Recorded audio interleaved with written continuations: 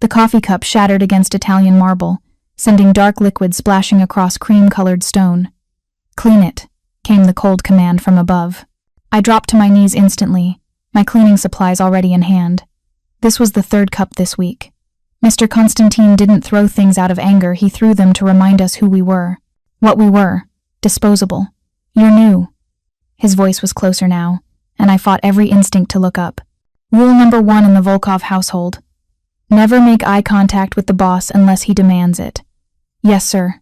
2 weeks tomorrow." Stand up. Preparing and narrating this type of story took us long efforts and hard work. So if you are enjoying the story, please consider subscribing to our channel.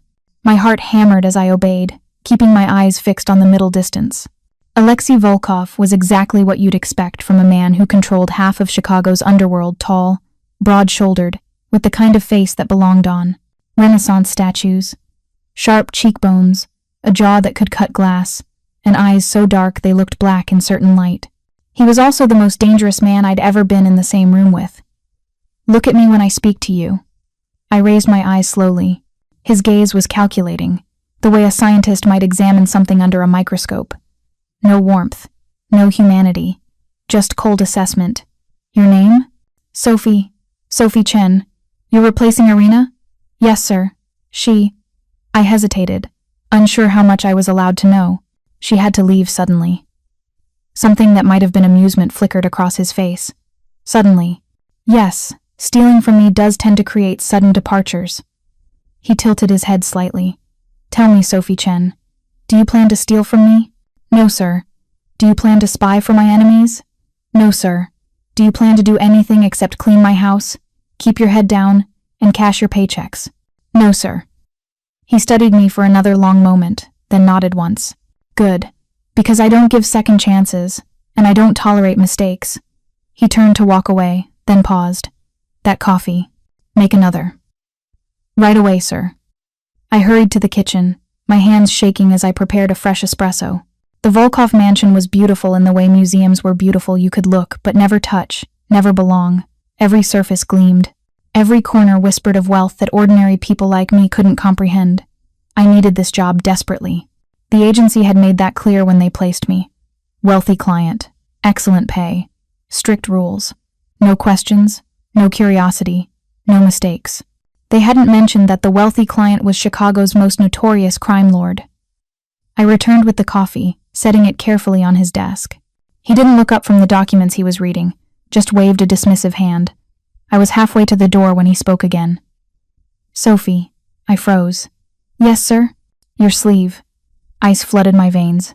I'd been so careful, so meticulous about keeping them covered. But when I'd knelt to clean the spilled coffee, when I'd reached for the shards of porcelain, my uniform sleeve must have ridden up. "It's nothing, sir. I'm just clumsy." "Show me." It wasn't a request. My hands trembled as I slowly rolled up my right sleeve.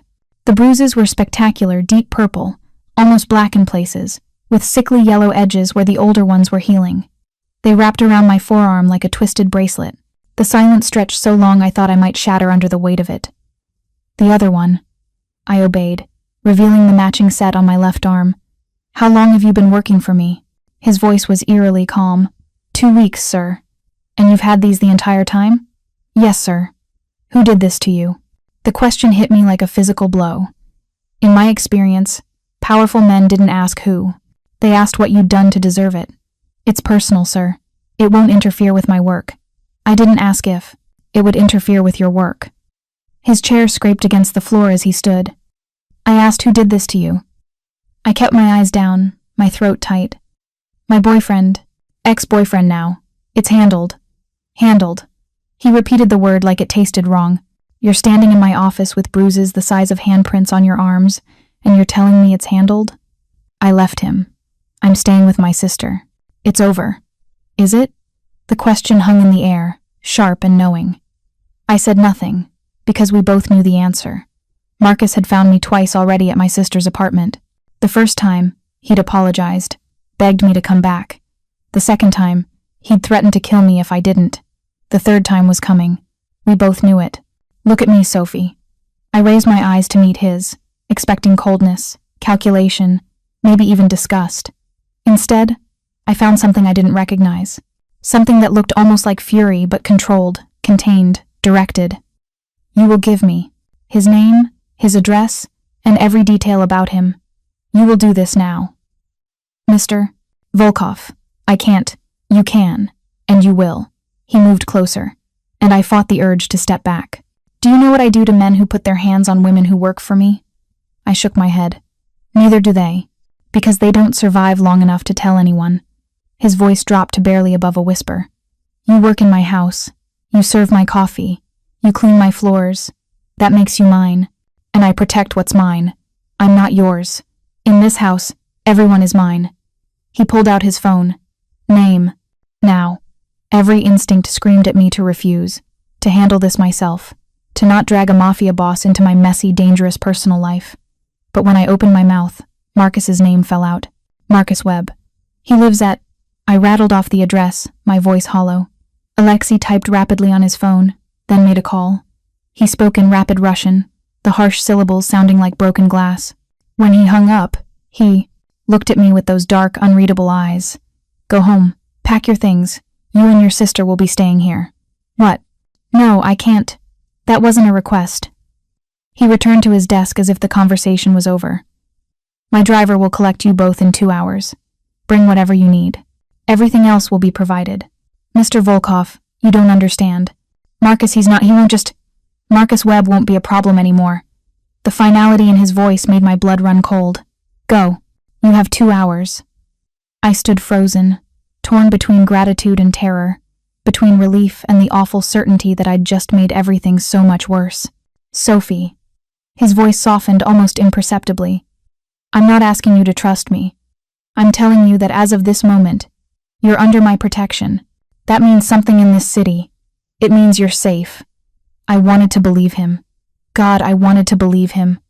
What about Marcus? I whispered. Alexei's smile was cold and sharp as a knife. Let me worry about Marcus.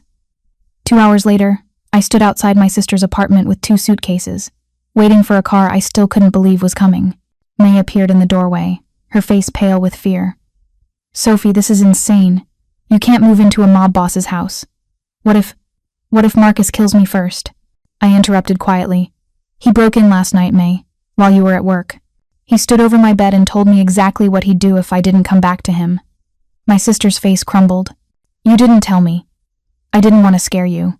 I pulled her into a hug. Mr. Volkov says we'll both be safe there, that he protects his people. His people, May repeated hollowly. Sophie, you're a maid, not... I know what I am. I pulled back, meeting her eyes. But right now, being his maid is safer than being Marcus's target. Please, May, just until this is over. A black Mercedes pulled up to the curb, and a man in an expensive suit stepped out. He was older, maybe 50, with silver at his temples and the bearing of someone who'd seen and done terrible things. Miss Chen? His accent was thick, Eastern European. I am Victor. Mr. Volkov sent me to bring you home. Home. As if a mansion built on blood money could ever be that. But as Victor loaded our bags into the trunk and held the door open, as I slid into leather seats that probably cost more than my entire education, I felt something I hadn't felt in months. Hope. Maybe it was foolish. Maybe I was trading one cage for another. But at least this cage had guards at the gates, and a man who'd looked at my bruises with something like rage in his eyes. At least in this cage, I might survive long enough to be free. The Mercedes glided through Chicago's streets, leaving behind the cramped apartment where I'd hidden from Marcus, moving toward a future I couldn't begin to imagine. I didn't know then what Alexei Volkov would do to Marcus Webb. Didn't know that by sunrise, Marcus would simply cease to exist in any meaningful way. Didn't know that in showing those bruises, in speaking that name, I'd started something that would change everything. All I knew was that for the first time in a year, I felt like maybe, just maybe, someone was finally on my side. Even if that someone was the most dangerous man in Chicago. The Volkov mansion wasn't just a house, it was a statement. Wrought iron gates that required 3 separate security checks. A driveway that wound through manicured grounds for what felt like miles. And finally, the house itself. A sprawling estate that looked like it had been transported stone by stone from some European castle. Jesus, May whispered beside me as Victor pulled up to the front entrance. This is where you've been working? Just the East Wing. I said quietly. I've never been in the residential areas. A woman appeared at the top of the marble steps, severe, iron-gray hair pulled back in a tight bun, wearing all black. Mrs. Kozlov, the head housekeeper. She'd hired me 2 weeks ago with barely any questions, which should have been my first warning that this wasn't a normal household. Miss Chen. Miss May. Her English was precise, almost clinical. Mr. Volkov is expecting you. Victor will bring your bags. Follow me. We climbed the steps, and I felt May's hand slip into mine. She was scared. Hell, I was terrified. But we were here now, and going back meant facing Marcus alone. Mrs. Kozlov led us through a grand foyer that could have swallowed my sister's entire apartment. Crystal chandeliers, oil paintings that were probably worth more than I'd make in a lifetime, floors so polished I could see my reflection. You will stay in the south wing, Mrs. Kozlov announced, her heels clicking against marble as we walked. Mr. Volkov has assigned you the blue suite, 2 bedrooms, private bathroom, sitting room. Meals will be provided, but you may also use the kitchen if you prefer to cook. Mrs. Kozlov, I started. I don't understand. I'm supposed to be working. Your duties remain the same, she interrupted. But now you will live here as well. Mr. Volkov insists on it. Something in her expression softened almost imperceptibly. He is protective of his household staff. We reached a set of double doors, and she pushed them open to reveal a suite that took my breath away. Pale blue walls, antique furniture, windows overlooking gardens that seemed to stretch forever. It was beautiful in a way that made my chest ache. This is too much, May breathed. Mr. Volkov expects you both for dinner at 7, Mrs. Kozlov said, ignoring the comment. Dress appropriately. He dislikes tardiness. She turned to me. Sophie, he wishes to speak with you first. In his study. Now. My stomach dropped. Now?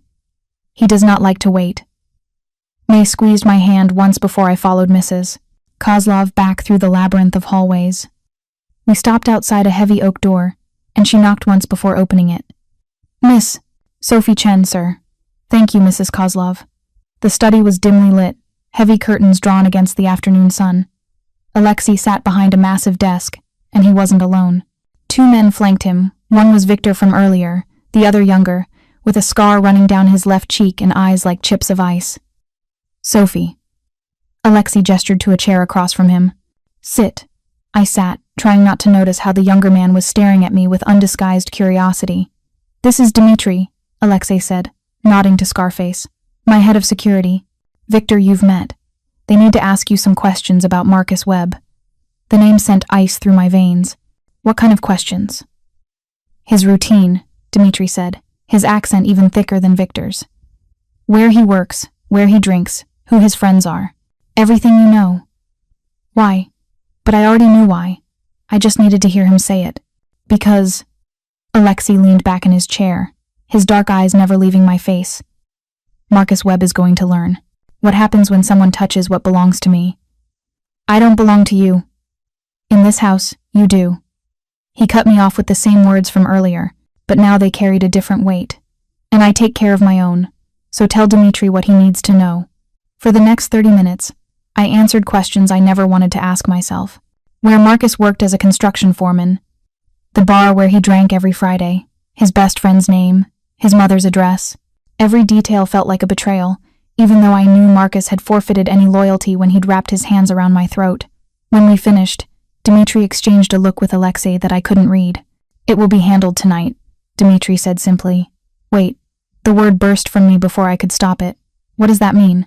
What are you going to do to him? Alexei's expression didn't change. What needs to be done? Are you going to kill him? The question hung in the air like smoke. Victor shifted, uncomfortably. Dmitri just smiled, cold and predatory. Would you mourn him if I did? Alexei asked quietly. I thought about Marcus's fists, the way he'd apologized after, bringing flowers and tears. How the apologies had grown less frequent, the violence more creative. The night he'd held a lit cigarette an inch from my face and asked if I wanted to see what real pain felt like. No, I whispered. I wouldn't mourn him. Then why does it matter what I do? Because, I struggled to find words. Because if you kill him for me, I'll owe you. And I don't know what that debt looks like in your world. Something flickered across Alexei's face, respect, maybe, or surprise. You owe me nothing, Sophie. This isn't about debt. This is about principle. He stood, moving around the desk with the fluid grace of a predator. In my world, there are rules. One of those rules is simple. You don't hurt women. You don't raise your hand to someone weaker than you. And you definitely don't touch what's mine. So this is about your reputation, I said bitterly. About you, not me. He stopped directly in front of me, close enough that I had to tilt my head back to meet his eyes. This is about the fact that I looked at your arms today and wanted to break every bone in the body of the man who did that to you. This is about the fact that you've been sleeping in my house for 2 weeks, probably terrified every night, and I didn't know, didn't protect you. His voice dropped lower. I don't tolerate failure, especially my own. I'm not your responsibility. Yes, you are. The words were final, absolute. From the moment you walked into this house, you became my responsibility. That's how this works. I didn't ask for this. No, he agreed, but you have it anyway. So the question is, what are you going to do with it? I stared up at him, this dangerous man who looked at my bruises and saw a failure he needed to correct, who spoke of protecting me like it was as natural as breathing. What do you want from me? I asked. His expression softened almost imperceptibly. I want you to sleep tonight without fear. I want you to wake up tomorrow knowing that Marcus Webb will never touch you again. And I want you to understand that as long as you're under my roof, you're safe. He reached out slowly, giving me time to pull away, and touched one of the bruises on my arm with surprising gentleness. No one hurts you again. Ever. The touch sent electricity racing up my arm, and I jerked back instinctively. Not from fear, but from something far more dangerous. Want. Alexei's eyes darkened, and I knew he'd felt it too, that spark of awareness, of possibility. Go, he said quietly, stepping back. Have dinner with your sister. Rest. Tomorrow everything will be different. I stood on shaky legs, heading for the door. I was almost through it when his voice stopped me. Sophie? I looked back. You're safe now. I promise you that. As I walked back to the blue suite, my heart pounding, I realized that Alexei Volkov's promises were probably more binding than most people's contracts. I also realized that I believed him, and that terrified me more than Marcus ever had. Dinner was surreal. The dining room could have seated 30, but it was just the 4 of us, Alexei at the head of the table, me and May on either side, and Mrs. Kozlov serving courses that belonged in Michelin-starred restaurants. May was starstruck, stumbling over her words every time Alexei addressed her directly. He was surprisingly gentle with her, asking about her work as a nurse, her interests, treating her like a guest rather than the sister of his maid. Your apartment, he said, cutting into perfectly seared lamb. The lease is in your name? May nodded. Yes, but it's month to month. Why? Because Marcus Webb knows where you live. Even if Sophie stays here, you'll be vulnerable. He took a sip of wine. I'm having Victor arrange a new place for you. Secure building, good neighborhood. The rent will be covered. Mr. Volkov, that's not necessary, May started. It is if I say it is. His tone was pleasant but firm. You're family to Sophie, which makes you family to this household. I protect family.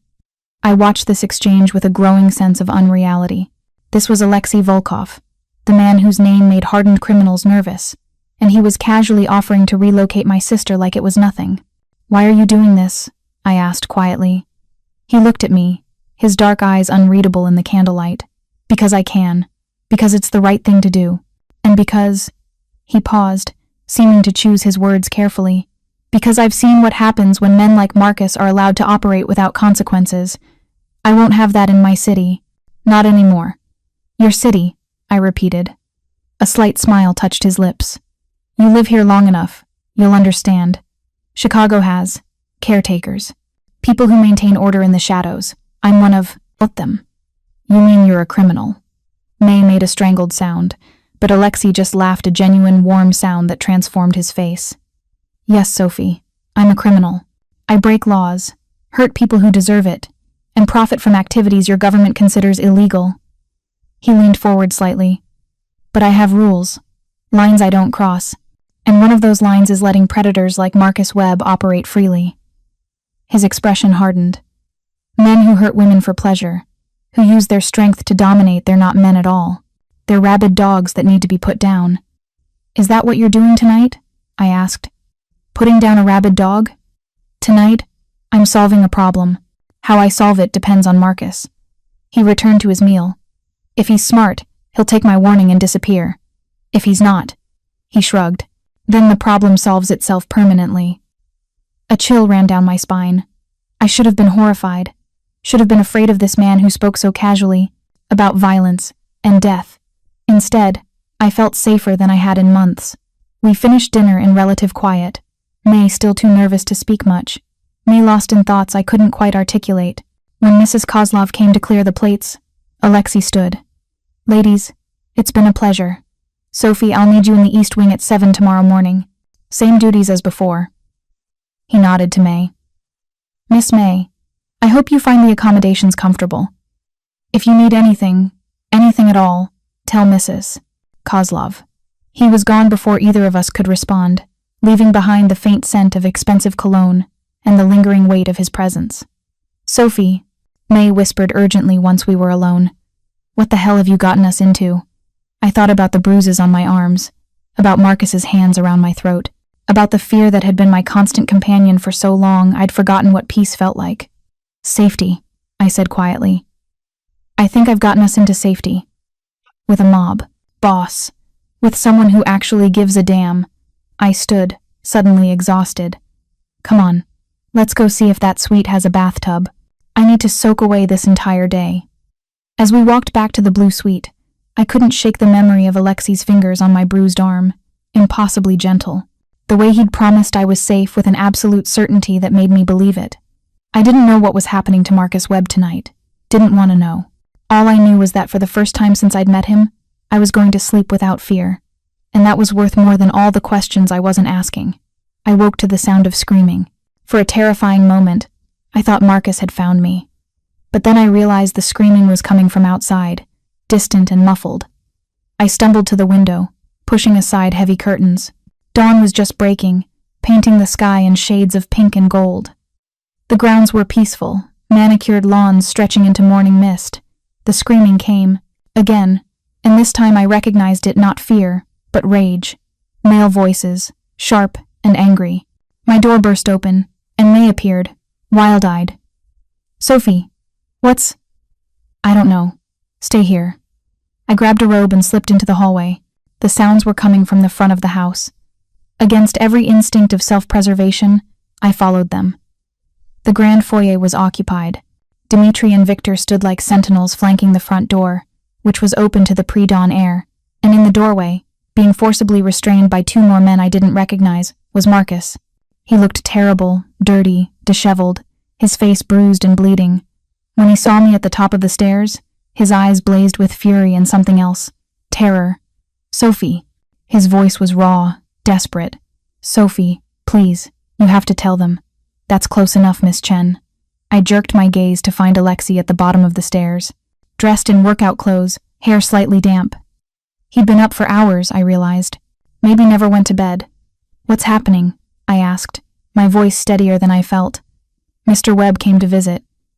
Alexei's tone was pleasant, conversational. At 4 a.m., broke through the perimeter fence, made it halfway up the drive before security stopped him. He glanced at Marcus with cold disdain. I'm told he was armed. My blood ran cold. Armed? A knife. 9 inches. Nasty piece of work. Alexei moved to stand at the base of the stairs, positioning himself between me and Marcus. Tell me, Marcus, what were you planning to do with that knife? I just wanted to talk to her. Marcus struggled against his captors. That's all. Just talk. At 4 a.m., with a knife, after breaking into private property. Alexei's voice remained calm, but something dangerous lurked beneath. I'm not a stupid man, Marcus. Don't insult my intelligence. Sophie, please. Marcus's eyes found mine again. Tell him you'll come home, that this is all a misunderstanding. We can work this out, baby. I love you. You know I love you. Love. Alexei repeated the word like it was poison. Is that what you call putting your hands on her? Leaving bruises that look like goddamn handprints? Marcus's face twisted. That's between me and my girlfriend. Ex-girlfriend, I said quietly. My voice sounded distant to my own ears. I'm not yours anymore, Marcus. Yes, you are. The desperation in his voice was chilling. You'll always be mine. You think this rich asshole can protect you? You think money makes him better than me?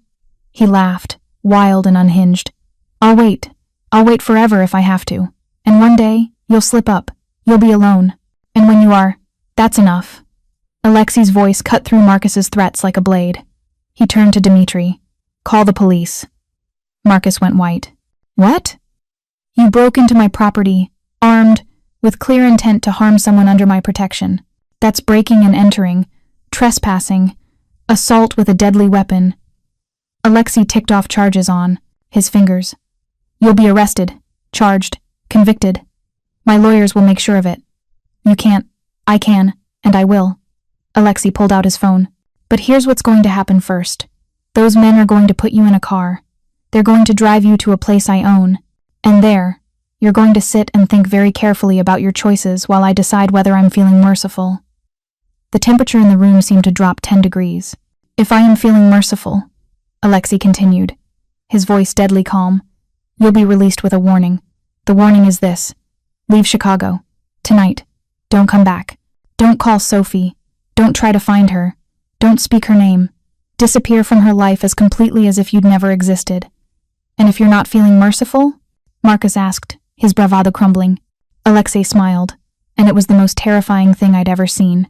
Then they'll find pieces of you scattered across the city, and everyone will know what happens to men who threaten what's mine. Silence fell like a hammer.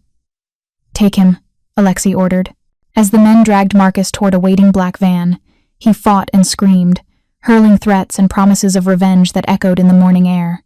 I watched it all from the top of the stairs, feeling curiously numb. This should have horrified me, should have sent me running.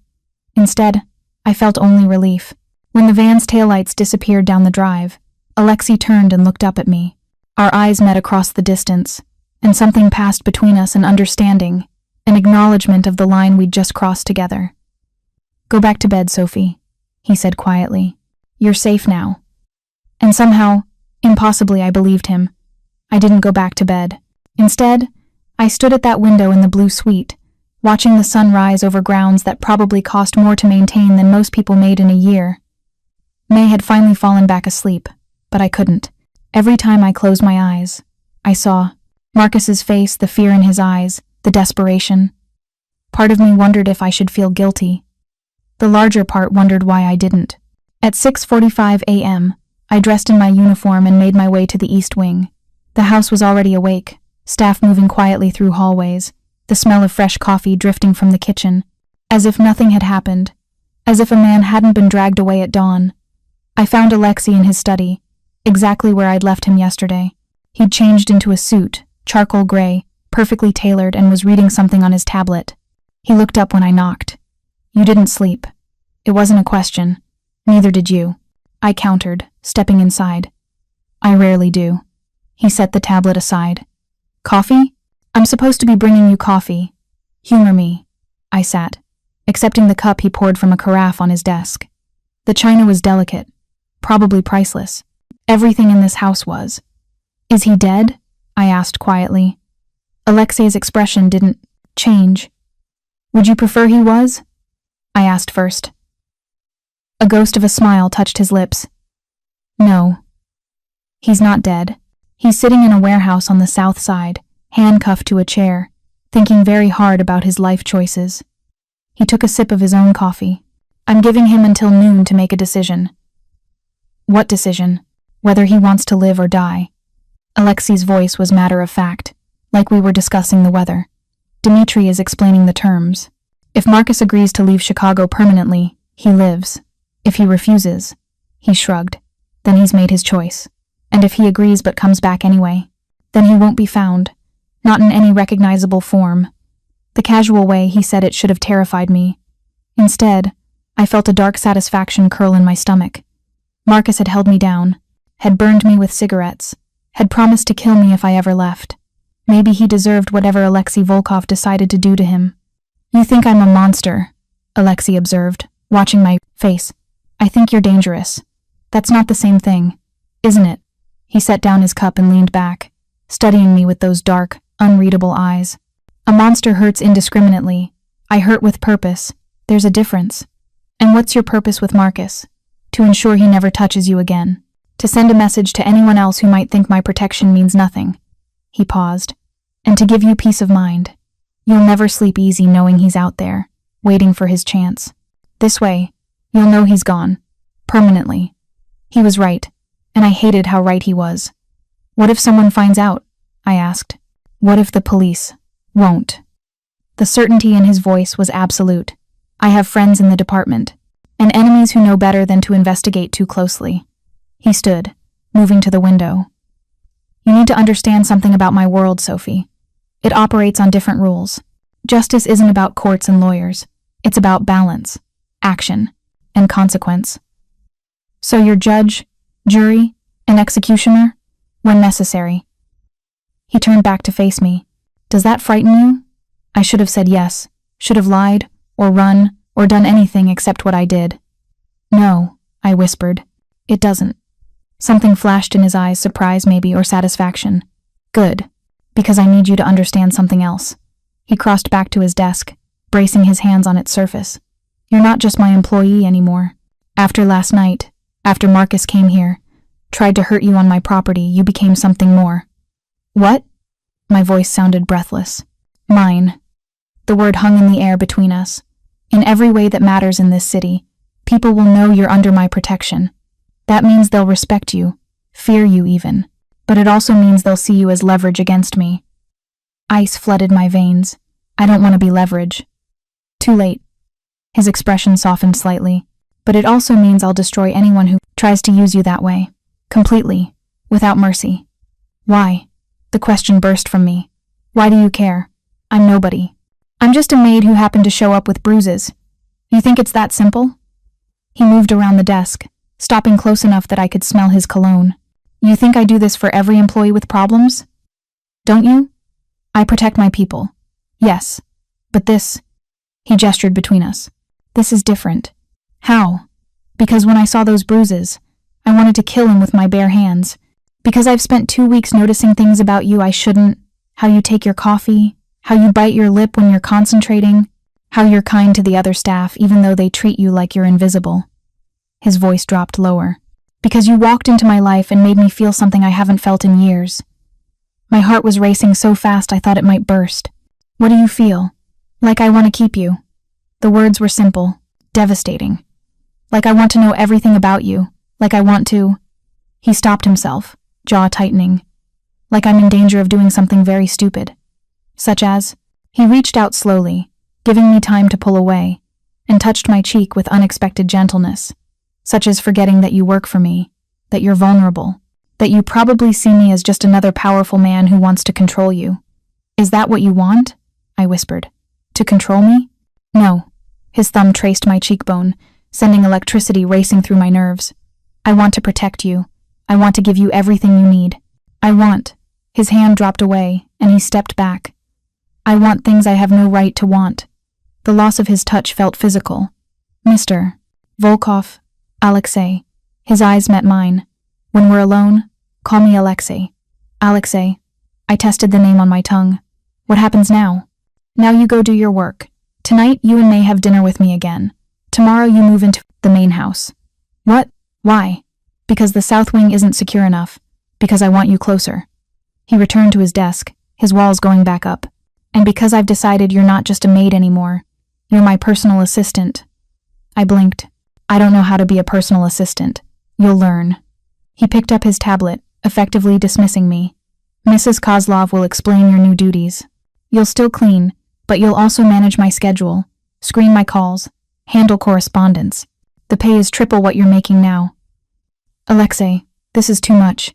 It's not enough. His eyes met mine again, intense and dark. It will never be enough for what I'm asking of you. And what are you asking? To trust me. To let me protect you. To... He paused, seeming to wage some internal battle. To stay. The simple request carried so much weight I felt it in my bones. I'll stay, I said quietly. But not because you're paying me. Not because I'm scared of Marcus. I met his gaze steadily. I'll stay because I want to. The smile that crossed his face was genuine, warm, and it transformed him from dangerous mobster to just A man. A man who'd looked at my bruises and decided they mattered. That's all I needed to hear. The rest of the day passed in a blur. Mrs. Kozlov walked me through my new duties with barely concealed approval, as if she'd been waiting for Alexei to see what she'd already known, that I was somehow different. May called during lunch, her voice tight with worry. Sophie, Victor came by. He wants to move me to a new apartment tomorrow. This is happening so fast. Do you feel safe there? I interrupted. At your place? Silence. Then, quietly, no, I keep thinking Marcus will show up, that he'll hurt me to get to you. Then let Victor move you. Let Alexei help us. And what do we owe him for all this? I thought about Alexei's hand on my cheek, the way he'd looked at me like I mattered, like I was worth protecting. I don't think he wants payment, May. I think he just cares. Mob bosses don't care, Sophie. They own. Maybe she was right. Maybe I was being naive. But when I returned to Alexei's study that evening with his dinner, another new duty, and found him staring out the window with exhaustion etched into every line of his body, I didn't see a mob boss. I saw a man who carried too much weight alone. You should eat, I said, setting the tray on his desk. He turned, and something in his expression made my breath catch. Marcus made his choice. My heart stopped. And? He's on a bus to Seattle, with $10,000 in his pocket and explicit instructions never to return. Alexei's voice was flat. I wanted to kill him. Dmitri was ready. But I thought about what you'd think of me if I did. What it would cost you to know I'd killed a man because of you. So you let him go. I let him go. He moved closer. But Sophie, understand this if he ever comes back. If he ever so much as thinks your name too. Loudly. I won't hesitate. I'll end him. Mercy only works once. I understand. Do you? He was close now. Close enough that I could see the gold flecks in his dark eyes. Do you understand what it means to be under my protection? What people will assume? What enemies might do? I understand that for the first time in a year, I feel safe. I held his gaze. I understand that you could have let Marcus hurt me, or worse, and you didn't. You protected me when you had no reason to. I had every reason. His hand came up to cup my face, and this time I leaned into it. You matter, Sophie. More than you should. More than is smart. Is this smart? I whispered. This, whatever this is between us? No. His thumb brushed my lower lip. It's possibly the most foolish thing I've ever done. Then why? He kissed me. It wasn't gentle. It was desperate, claiming, like a man who'd been holding back too long and finally snapped. His hands tangled in my hair, pulling me closer as his mouth moved against mine with skilled intensity. I should have pushed him away. Should have remembered that he was my employer, that he was dangerous, that this was complicated in ways I couldn't even begin to name. Instead, I kissed him back. When we finally broke apart, both breathing hard, he rested his forehead against mine. This changes everything, he said quietly. I know. People will talk. They'll say I'm taking advantage, that you're just another conquest. Let them talk. His eyes searched mine. You're sure? Because once we cross this line, there's no going back. You'll be mine in ways that have nothing to do with employment. The possessiveness in his voice should have triggered every warning bell. Instead, it sent heat pooling low in my stomach. Maybe I want to be yours, I whispered. His control shattered. He kissed me again, deeper this time, his hands sliding down to my waist and pulling me flush against him. I could feel his heartbeat against my chest, racing as fast as mine. When his phone rang, we both jumped apart like guilty teenagers. He answered it with a curse, his voice sharp. What? I couldn't hear the other side, but I watched his expression shift from frustrated to alert to deadly calm. When? Pause. How many? Another pause. I'll be there in 20 minutes. No one moves until I arrive. He hung up and looked at me, his eyes hard. I have to go. What's wrong? Business. The kind you don't need to know about. He grabbed his jacket, then paused. Sophie, listen to me very carefully. Stay in the main house tonight. Don't go outside. Don't open the door for anyone except Mrs. Kozlov or Victor. Understood? Fear clutched at my chest. Alexei, what's happening? He crossed back to me, pressing a quick, hard kiss to my lips. Just a reminder that my world isn't always safe. But you are. I promise you that. He cupped my face in both hands. Stay inside. I'll be back before dawn. Then he was gone, leaving me alone in his study with the taste of him on my lips and fear coiling in my stomach. I returned to the blue suite to find May packing, Victor standing guard outside our door. "What's going on?" I asked him. The old Russian's face was grim. "Trouble. Boss's orders are to keep you both locked down until he returns. No one in or out." "What kind of trouble?" "The kind that ends in blood." He met my eyes. "But not yours, Miss Chen. Never yours. Boss would burn the city down before he let anyone touch you." As I helped May pack, as we huddled together in the beautiful suite that had become our gilded cage, I realized that Alexei Volkov's protection came with a price after all. Not money, not obedience, but the constant, terrifying knowledge that his world was violent and dangerous, and loving him meant living in the crossfire. The only question was whether I was brave enough or foolish enough to stay. Alexei didn't return before dawn. I knew because I never slept. I sat by the window in the blue suite, watching, at the gates, jumping at every sound. May had finally passed out around 3 a.m., exhausted from stress, but I couldn't close my eyes. Every time I did, I saw Alexei's face as he left that cold, deadly calm that promised violence. At 6:47 a.m., headlights finally appeared at the gate. Not one car, but 3. Black SUVs rolling up the drive in formation. I pressed my face to the glass, trying to see, my heart hammering. The lead vehicle stopped at the main entrance. Doors opened. Men emerged: Dmitri, Victor, others I didn't recognize, and finally, Alexei. Even from this distance, I could tell something was wrong. He moved stiffly, favoring his left side. His white shirt, or what had been white, was stained dark. Blood. I was out of the suite, and running before I could think. Down hallways, down the grand staircase, my bare feet silent on marble floors. Mrs. Kozlov appeared from somewhere, reaching for me. "Miss Chen, you shouldn't—" I dodged her, bursting through the front door just as Alexei was climbing the steps. He looked up, and our eyes met. His face was bruised, split lip, cut above his eyebrow, but it was his eyes that stopped me, cold, flat, empty, like he'd gone somewhere dark and hadn't quite come back. "Sophie." His voice was rough, exhausted. "I told you to stay inside. You're hurt. It's not my blood." He swayed slightly, and Dmitri moved to steady him. "Mostly not my blood." "He needs a doctor," I said, looking at Dmitri. "Doctor's already here," the scarred man replied. "Been waiting for hours. Come on, boss. Let's get you patched up." "I'm fine." "You're bleeding through your shirt," I interrupted, surprised by the strength in my voice. "You're going to the doctor. Now." Something flickered in Alexei's eyes: surprise, maybe amusement. "Giving me orders in my own house? Someone has to." I moved to his other side, ducking under his arm to help support him. He was heavy, solid muscle, and barely restrained violence. "Where's the doctor?"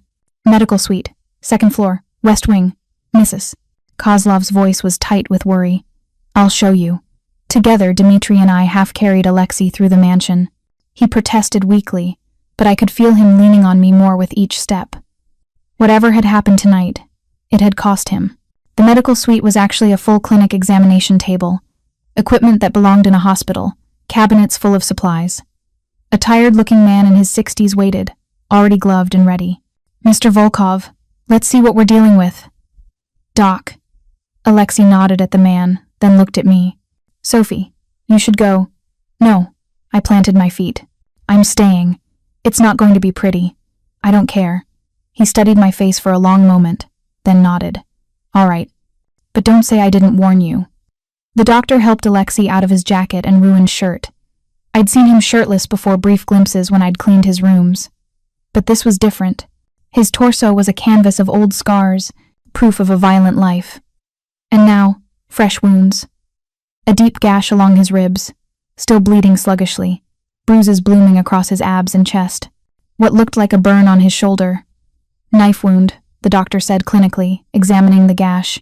"Missed the kidney by 2 inches. You're lucky, Alexei." "Always am, Doc." As the doctor cleaned and stitched, I watched Alexei's face. He barely flinched, jaw tight, eyes distant, like he'd learned long ago how to disconnect from pain. "What happened?" I asked quietly. "Rival crew got ambitious." His voice was flat. "Thought they could move in on my territory while I was distracted. Distracted by me, by Marcus, by protection he chose to offer." "Did you I couldn't finish the question. Kill them? His eyes met mine. 3 of them. Dmitri and Victor handled the rest. The ones who lived will carry a message back to their boss. His jaw clenched as the doctor hit a sensitive spot. They'll know better than to try again. You could have died, but I didn't. He reached out with his good arm, catching my hand. Sophie, this is my world. This is what I do. If you can't handle it, I can handle it. I squeezed his hand. I need to know you're okay. Something softened in his expression. I'm okay. Thanks to you staying where I told you, staying safe. If they'd gotten to you, his grip tightened. If they'd hurt you to get to me, I would have burned this entire city to the ground. The doctor cleared his throat. All done. 23 stitches. Keep it clean, no strenuous activity for at least a week. Can't promise that.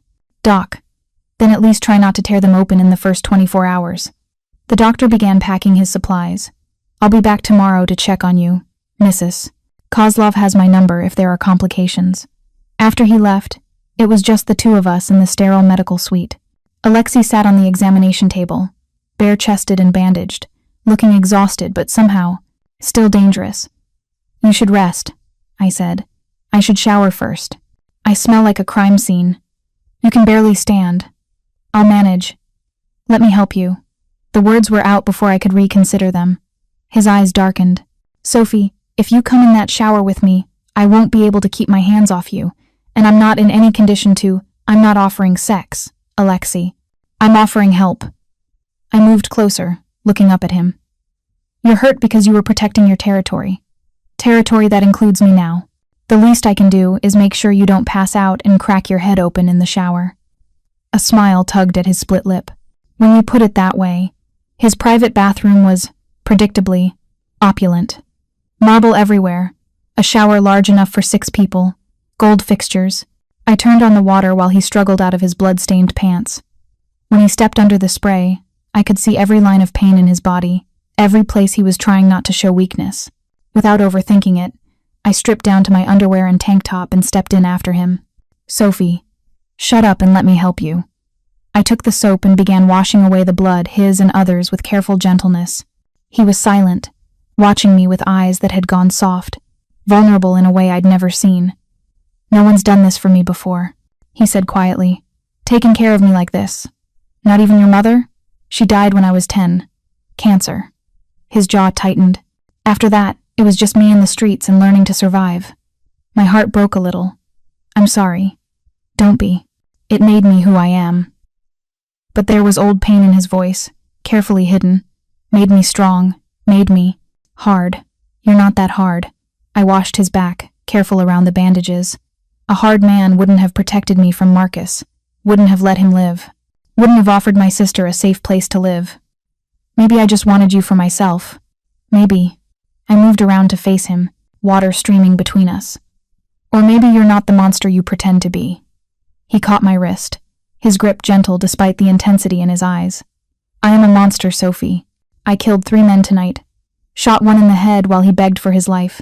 Stabbed another until he stopped moving. The 3rd he stopped, jaw clenching. Don't make the mistake of thinking I'm anything else. You're right, I said, quietly. You are a monster, but you're my monster now, and I've decided I can live with that. The words hung between us, heavy with implication. Then he was kissing me, desperate and claiming, his hands tangling in my wet hair. I kissed him back just as fiercely, tasting blood from his split lip, not caring. When we finally broke apart, both breathing hard, he rested his forehead against mine. You're going to destroy me, he whispered. Good, maybe we'll destroy each other. He laughed, the sound rough and genuine. Move into my room. Tonight. I want you close. I want to. Wake up knowing you're safe. Alexei, I'm not asking for sex. Not until I heal. Probably not until you're ready. His hands cupped my face. I just want you near. Need it, actually. After tonight. After almost. His voice roughened. Just say yes. I should have said no. Should have maintained boundaries. Kept some distance. But looking at him, this dangerous, violent man who'd nearly died tonight defending what was his, I couldn't. Yes. I helped him dry off and dress in soft sleep pants. He moved gingerly, the pain medication the doctor had given him starting to kick in. By the time we reached his bedroom, massive, Dominated by a king-sized bed with dark sheets, he was swaying on his feet. "Come on," I said, guiding him to the bed. "Lie down before you fall down."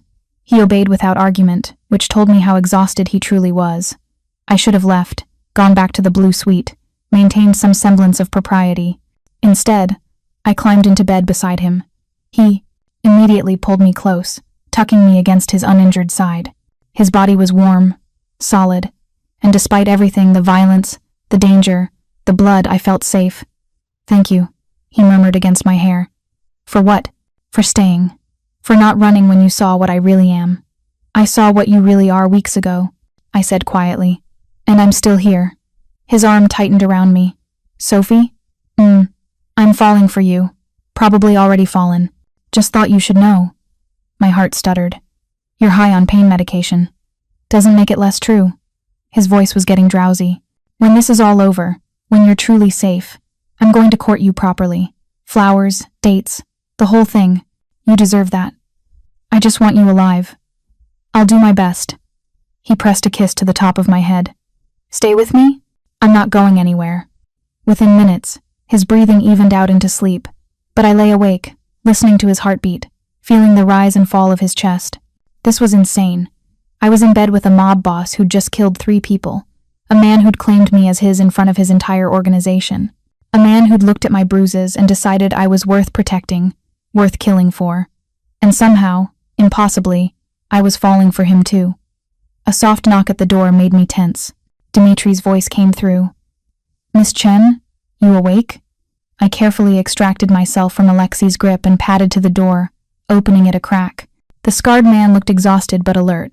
"Boss, okay?" "Sleeping. The pain medication knocked him out." "Good. He needs rest." Dimitri's expression softened slightly. "You're good for him, you know. I've worked for Alexei for 10 years. Never seen him care about anything except the business. Then you walked in with your bruises and your scared eyes, and suddenly he's human again. I didn't do anything. You made him remember what he's fighting for."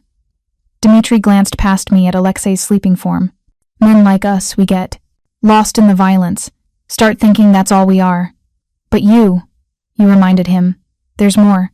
That's worth something. What happened tonight, Dimitri? Really?" His expression hardened. "The Marino's rival family from the south side. They heard Alexei was distracted, thought they could take the shipping docks. They were wrong." He met my eyes. "They also mentioned you by name, said they knew his weakness now." Ice flooded my veins. "They're coming after me?" "They were."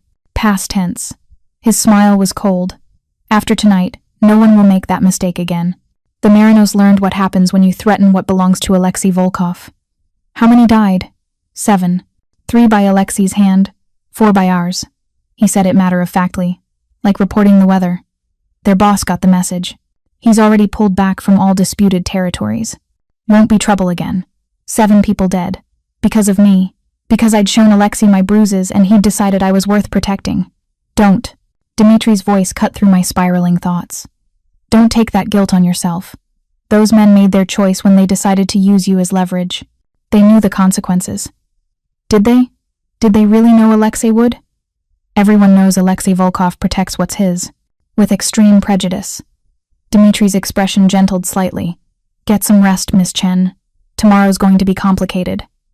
Why? Because word's spreading about you, about what you mean to the boss. People will want to meet you, assess you, figure out how to use you. He paused. But don't worry. Victor and I will be shadows. No one touches you. Boss's orders. After he left, I returned to bed, crawling carefully back into Alexei's arms. He stirred, pulling me closer even in sleep. Mine, he murmured, the single word possessive even in unconsciousness. Yours, I whispered back, finally accepting the truth. I belong to Alexei Volkov now for better or worse, in violence and blood, protected and possessed in equal measure. The only question was what price we'd both pay for that belonging. I woke to fingers trailing softly through my hair. Morning light filtered through heavy curtains, and Alexei was awake, watching me with dark eyes that had regained some of their usual intensity. How do you feel? I asked, my voice rough with sleep, like I got stabbed and shot at. A slight smile, but alive, thanks to you. I didn't do anything. You gave me a reason to be careful, to come back. His hand cupped my cheek. Before you, I fought like I had nothing to lose. Now I have everything to lose. That sounds dangerous. Terrifying, actually. He brushed his thumb across my lower lip. But I'm not letting you go. Even if the smart thing would be to send you away, somewhere safe, far from this life. Don't. I covered his hand with mine. Don't send me away. I won't. I'm too selfish for that. He winced slightly as he shifted. But Sophie, you need to understand what you're signing up for. Last night won't be the last time I come home bloody. Won't be the last time I have to kill to protect what's mine. I know. And you're staying anyway. I thought about Marcus, about the bruises that had brought me here, about how Alexei had looked at them and seen something worth protecting, about how, for the first time in my life, someone had chosen me over convenience. I'm staying anyway. His smile was worth every risk. Then we need to talk about what happens next. What do you mean? I mean that as of this morning, you're not just my personal assistant. You're my... He hesitated, seeming to search for the right word. You're mine. Publicly. Everyone will know it. That comes with both protection and danger. What kind of danger? Kidnapping attempts. Rival families using you to get to me. People assuming you know my business secrets. His expression darkened. People trying to hurt you to hurt me. So I'm bait. No. His voice was fierce. You're the most protected person in this city after me. Dimitri and Victor will be with you always. You'll have a panic button, a tracking device, everything you need to stay safe. He pulled me closer, careful of his injuries. But I need you to be smart, to trust my people, to not take unnecessary risks. I can do that. And there's something else. He looked uncomfortable now. My family. They'll want to meet you. I thought you said your mother died. She did.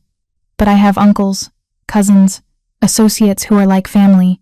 They'll want to assess whether you're a liability or an asset. His jaw tightened. Some of them won't be kind. Will you be there? Every second. Then I can handle it. He looked at me like I'd just said something profound.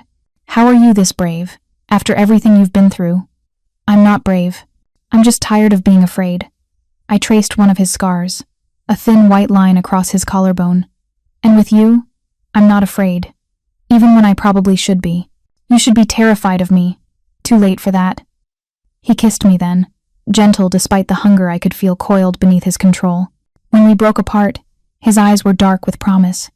When I heal, he murmured against my lips, when I can move without tearing stitches, I'm going to show you exactly what it means to be mine. Every way I've been imagining since that first day you walked into my study. Heat pooled low in my stomach. Is that a threat or a promise? Both. A knock at the door interrupted us. Mrs. Kozlov's voice, crisp and efficient. Mr. Volkov, breakfast is ready. And your uncle called. He's arriving at noon. Alexei swore in Russian. Which uncle?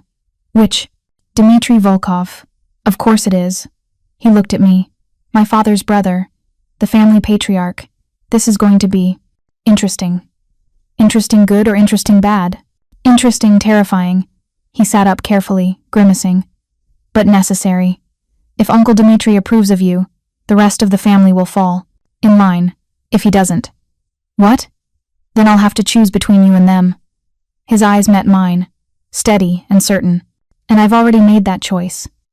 As we dressed for breakfast, me in fresh clothes, Mrs. Kozlov had somehow provided, Alexei moving stiffly but determined, I realized the stakes of this relationship were higher than I'd imagined. I wasn't just falling for a dangerous man.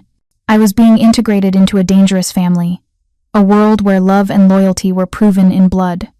The only question was whether I was strong enough to survive it, or whether loving Alexei Volkov would destroy us both. I watched from the second-floor window as 3 black cars rolled through the gates, more modest than I'd expected for a family patriarch. Alexei stood beside me, freshly showered and dressed in a dark suit that hid most of his bandages. You're nervous, I observed. Terrified, he admitted. Uncle Dmitri raised me after my mother died. He's the closest thing to a father I've ever had. His opinion matters. Will he be angry? About me? Angry? No. Alexei's jaw tightened. Disappointed, maybe. Concerned, definitely. He'll think I'm being reckless, letting emotion cloud judgment. He took my hand, but he'll also see what I see. And what's that? Someone worth the risk. We descended the grand staircase together, Mrs. Kozlov had already opened the front door, and an older man was entering 70 at least, with iron gray hair, sharp blue eyes, and the kind of presence that made you stand straighter without realizing it. Alexei, the old man's voice carried the weight of authority. You look terrible. It's good to see you too, uncle. Despite the words, there was genuine warmth in Alexei's tone as they embraced carefully. Then those sharp blue eyes turned to me, and I felt assessed down to my bones. And this must be the woman who's turned my nephew's world upside down. Dmitri moved closer, studying me with unnerving intensity. Sophie Chen, sir. I managed not to fidget under his scrutiny. Dmitri, please. We're family now, after all. The words were pleasant, but carried an edge. Tell me, Miss Chen, may I call you Sophie? What are your intentions toward my nephew? The directness caught me off guard. I don't understand. It's a simple question. Alexei has made his feelings clear by installing you in his home, in his bed, in his life. I'm asking what you want from him. Uncle, Alexei started. Let her answer. Dmitri held up a hand. I want to hear it from her. I could feel everyone watching Mrs. Kozlov hovering nearby, Victor and Dmitri at the edges of the room. This was a test, I realized. Not just for me, but for Alexei's judgment. I don't want anything from him, I said finally. I'm not here for his money or his power or his protection, though those are wonderful benefits. I met Dmitri's eyes steadily. I'm here because when I was broken and scared and alone, he looked at me and decided I was worth saving. Because he makes me feel safe and seen and valued in ways no one ever has. Because when I look at him, I don't see a mob boss or a killer. I see a man who's good to his people and loyal to his family and capable of incredible gentleness when he thinks no one's watching. Silence fell. Dmitri's expression remained unreadable. And you understand what this life means? He asked quietly. The danger, the violence, the constant threat? I understand that 7 men died 2 nights ago because they tried to use me against Alexei. I understand that I'll always be a target now. I glanced at Alexei, finding strength in his steady gaze. I understand that loving him means living in fear. But I also understand that the alternative, walking away, being safe but empty, is worse. Dmitri studied me for another long moment, then turned to Alexei. She's brave. Foolish, perhaps, but brave. Something softened in his expression. Your mother would have liked her. Alexei's relief was visible. You approve? I approve of your choice, yes. But Alexei, the old man's voice hardened. You've made her a target. The Marinos are handled, but others will come. The Bratva from New York, the Italians from Jersey, anyone who thinks they can use her to get to you. Are you prepared to live with that weight? To know that every enemy you make is now her enemy too? I am. Alexei's arms slid around my waist, possessive and protective. And I'll destroy anyone who tries to touch her. See that you do. Dmitri's eyes found mine again. Sophie, welcome to the family. For better or worse, you're one of us now. That means you have our protection and our loyalty, but it also means you have our enemies. I understand. Do you? He moved closer, his voice dropping. Because there's something you should know about the Volkov family. We don't do anything halfway. When we love completely. When we protect absolutely. And when we're crossed, his expression went cold. We destroy without mercy. Can you live with that? Can you stand beside Alexei knowing that his love comes with blood on his hands? I thought about Marcus on that bus to Seattle, warned to never return. About the 3 men Alexei had killed protecting his territory. About the violence that was woven into every aspect of this life. Yes, I said simply. I can live with it. Dmitri smiled, then genuine warmth transforming his stern features. Good. Then let's eat. I'm starving, and Mrs. Kozlov's cooking is the only reason I made this trip. Lunch was surprisingly normal. Dmitri told stories about Alexei as a teenager, reckless, brilliant, too smart for his own good. Alexei countered with tales of his uncle's legendary stubbornness. Maid joined us halfway through, wide-eyed and nervous until Dmitri charmed her with grandfatherly warmth. But beneath the pleasant conversation, I felt the weight of what had been decided. I was part of this family now, with all that entailed. After lunch, Dmitri pulled Alexei aside for a private conversation. I took the opportunity to check on May, finding her in the blue suite, packing the last of her things. Victor's moving me this afternoon, she said, folding clothes with precise movements. The new apartment is in Lincoln Park. Doorman, security cameras, the works. That's good. You'll be safe there. She stopped folding and looked at me. Sophie, are you sure about this? About him? This family? Are you asking if I love him? I'm asking if you know what you're doing. May sat on the bed, patting the space beside her. A month ago, you were running from Marcus. Now you're running toward a mob boss. That's not exactly a lateral move in terms of danger. It's different. Is it? Alexei Volkov is powerful and protective? Yes. But he's also violent and possessive and operates outside every law that's supposed to keep people safe. She took my hand. I'm not saying he's like Marcus. He's clearly not. But Sophie, you're trading one extreme for another. Maybe that's exactly what I need. I squeezed her hand. May, I've spent my whole life trying to be small, invisible, safe. It never worked. Marcus found me anyway. Hurt me anyway. I thought about Alexei's hands on my face. Gentle despite their capacity for violence. At least with Alexei, I'm choosing the danger. I'm walking in with eyes open. And if it goes wrong, if he changes, or if his enemies hurt you, then I'll deal with it. But May, for the first time in my life, I feel like I matter to someone. Like I'm worth protecting, worth killing for, my voice caught, worth loving. My sister's eyes filled with tears. You've always been worth loving, Sophie. You just never believed it. Maybe Alexei's teaching me to believe it. She pulled me into a hug, holding tight. Then I'm happy for you. Terrified, but happy. She pulled back, wiping her eyes. Just promise me you'll be careful, that you won't lose yourself in him. I promise. A knock at the door interrupted us. Victor poked his head in. Miss May, the car's ready when you are. As I helped my sister carry her bags downstairs, I felt the strange duality of my new life saying goodbye to May, who was moving to safety, while I stayed in the mansion at the center of danger. But it wasn't really danger I was staying for. It was the man waiting in the foyer, looking at me like I was the most important thing in his world. That evening, after Dmitri left and May was settled in her new apartment, Alexei and I found ourselves alone in his study. He'd been quiet since his uncle's departure, staring out the window at the darkening grounds. What did he say to you? I asked. When you talked privately? He asked if I was certain, if I understood what I was giving up. Giving up? Alexei turned to face me. In this life, Sophie, there are expectations. Who you marry, what alliances you form, it's all strategic. My uncle had someone in mind for me. The daughter of a Russian arms dealer. Good family, good connections. It would have strengthened our position in the East Coast markets. Ice settled in my stomach. And you told him no? I told him I'd already made my choice. He crossed to where I stood, taking my hands in his. I told him that all the strategic alliances in the world weren't worth losing you.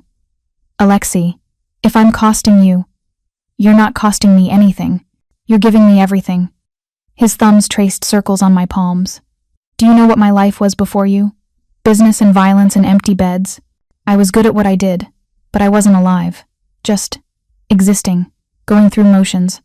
And now I have a reason to come home, a reason to be careful, a reason to build something that lasts beyond just power and fear. He pulled me closer, his expression intense. You make me want to be better than I am. You're already better than you think. I'm really not. His smile was self-deprecating. I've killed Sophie, hurt people, made decisions that haunt me. I'm not a good man, no matter how much you want to believe otherwise. Then maybe I don't need a good man. Maybe I just need you. He kissed me then slow and deep and full of promise. When we broke apart, he rested his forehead against mine. Move into my room permanently. Not as a guest, as mine.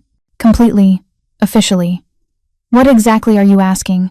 I'm asking you to be my partner in every way that matters. To share my life, my bed, my world. His voice dropped. I'm asking you to be the woman everyone knows belongs to Alexei Volkov. The one they respect because they respect me. The one they fear because they fear me. That's a lot of pressure. I know, but Sophie. He cupped my face in his hands. I need you to understand something. In my world, there's no casual, no halfway. When I claim someone, it's absolute, total. I don't share, I don't compromise, and I don't let go. That sounds very possessive. It is. He didn't apologize.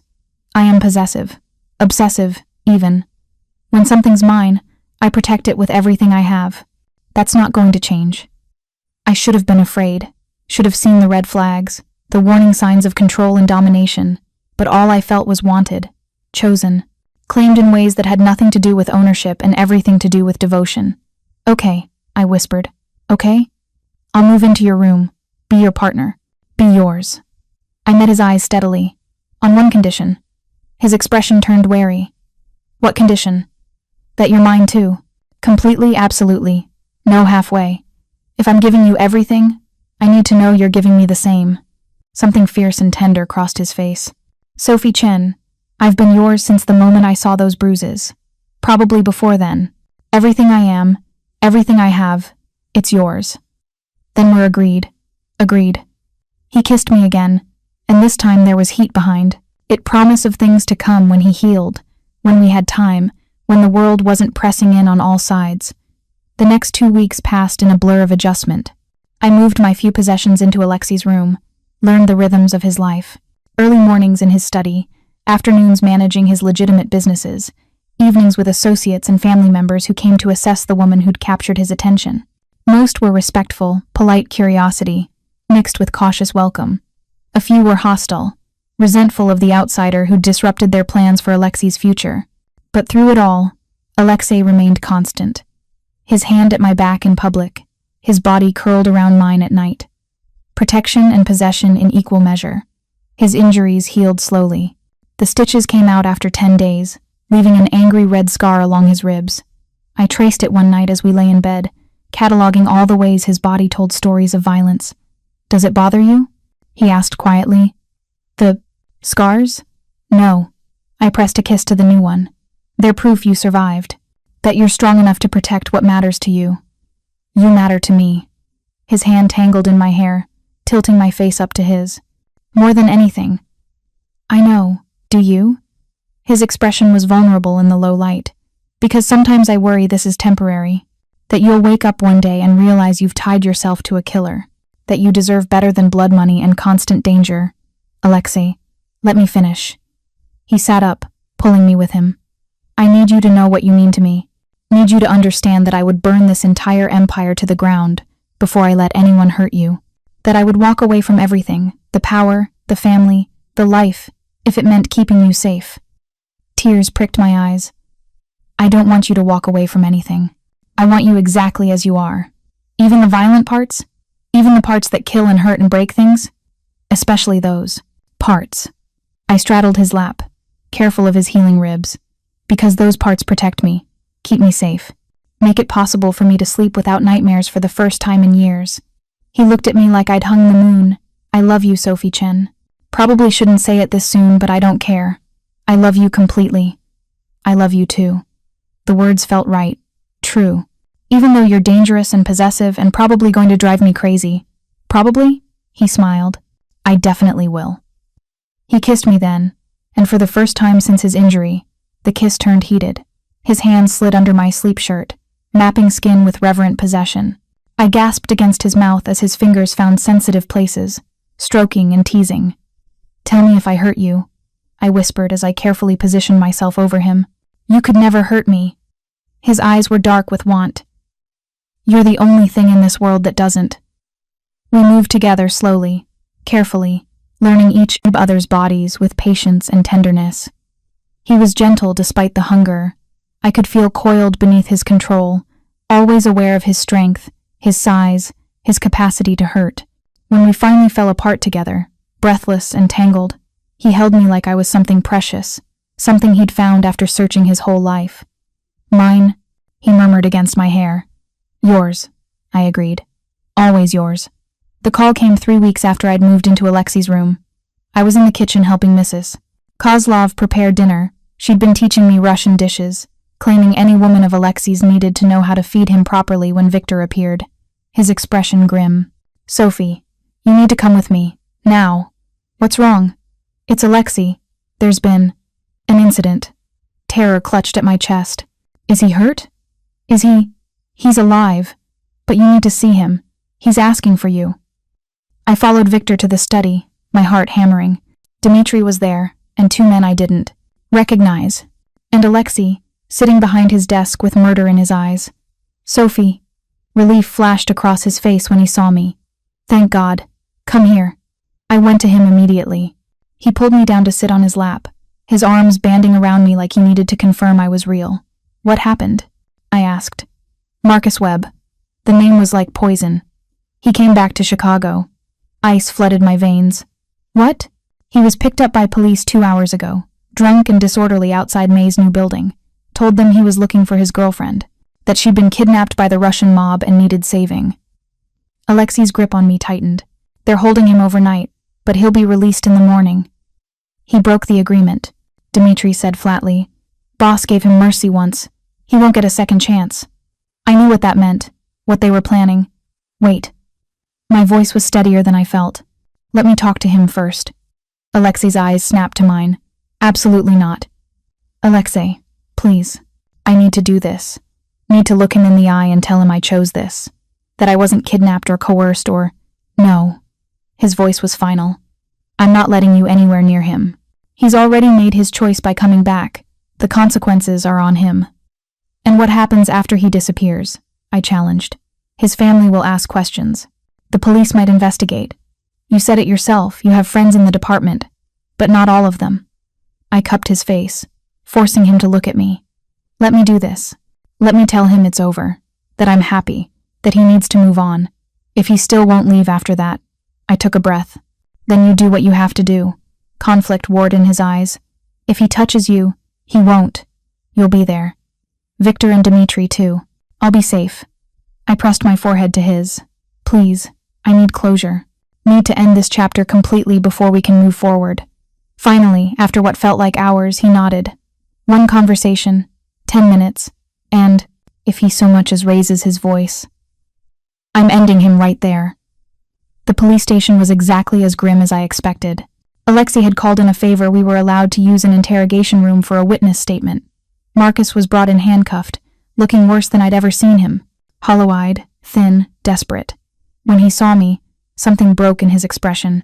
Sophie, God, Sophie, I knew you'd come for me. I knew once you saw me, you'd remember. I'm not here to rescue you, Marcus. My voice was calm, final. I'm here to make sure you understand it's over. His face crumpled. No, baby, you don't mean that. They've brainwashed you, forced you to. No one forced me to do anything. I leaned forward, meeting his eyes. I chose this, Marcus. I chose him. I chose a life where I don't have to flinch when someone reaches for me. Where I sleep without fear. Where I'm valued and protected and loved. I loved you. You hurt me. The words came out harder than I intended. You burned me, choked me, made me afraid to exist in my own skin. That's not love, Marcus. That's possession. Control. Abuse. I was working on it. I was getting help. Tears streamed down his face. You just gave up on me. On us. You gave up on us when you decided your fists were a better solution than your words. I stood, feeling Alexei's presence behind me solid, protective. I'm here to tell you that I'm happy, that I'm exactly where I want to be, and that you need to leave Chicago and never come back. And if I don't? Marcus's eyes found Alexei, standing silent against the wall. What's he going to do? Kill me? Go ahead. I'd rather be dead than live knowing you chose a monster over me. Then you've made your choice. Alexei's voice was cold, final. Wait. I turned to Alexei. Give him one more chance. Please. Let him go back to Seattle, or anywhere else, and actually stay gone this time. Sophie. Please. I held his gaze. For me. One more chance. I watched Alexei wage an internal war, the desire to eliminate a threat, versus giving me what I asked for. Finally, he turned to Marcus. Last chance, Webb. You get back on that bus tonight. You go somewhere far from here, and you never contact Sophie or May again. You don't speak their names. You don't think about them. They cease to exist for you. And if I can't do that? Marcus asked. Then you cease to exist. Period. Alexei moved to stand beside me. But this time, there won't be any warnings. There won't be any mercy. You'll simply disappear, and no one will ever find what's left of you. Marcus looked between us, this man who'd once controlled me through fear, now faced with someone whose power made his violence look like a child's tantrum. I'll go, he whispered finally. I'll leave tonight. Just let me say goodbye. I shook my head. We said goodbye the day I left you, Marcus. This is just confirmation. I took Alexei's hand, finding strength in his. touch. Have a good life. And please get help. Real help. So the next woman doesn't end up running from you. We left him there, handcuffed and broken.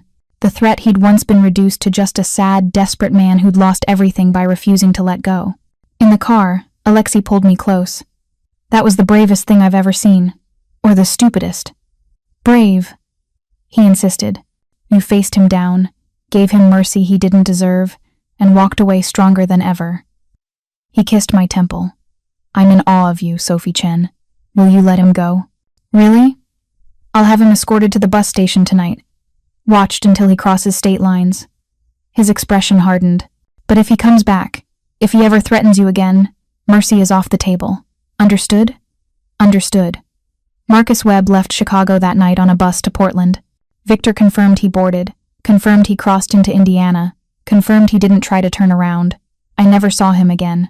6 months later, the Volkov, a family summer home, sat on a private stretch of Lake Michigan beach, sprawling, elegant, far from the violence of the city. Alexei had brought me here for a long weekend, claiming we both needed a break. I suspected he had other reasons. We were walking along the beach at sunset when he suddenly stopped, turning to face me. Sophie. I need to ask you something. Okay. He dropped to one knee in the sand, pulling a small box from his pocket. My heart stopped.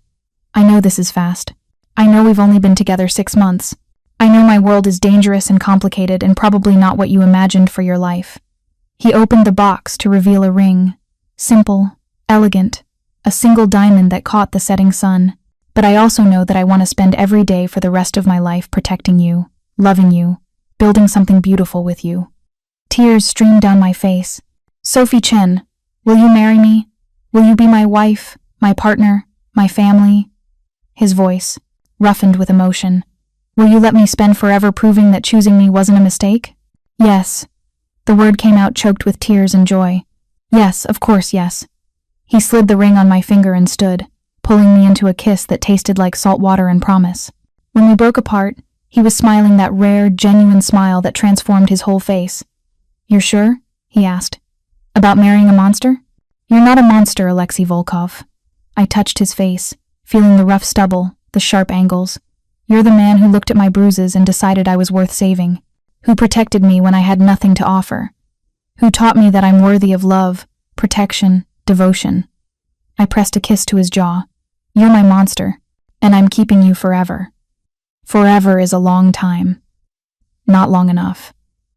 As the sun set over Lake Michigan, painting the sky in shades of gold and crimson, Alexei Volkov held me close, the dangerous mob boss who'd killed to protect me, the possessive man who'd claimed me as his, the tender lover who'd taught me that strength and gentleness could coexist.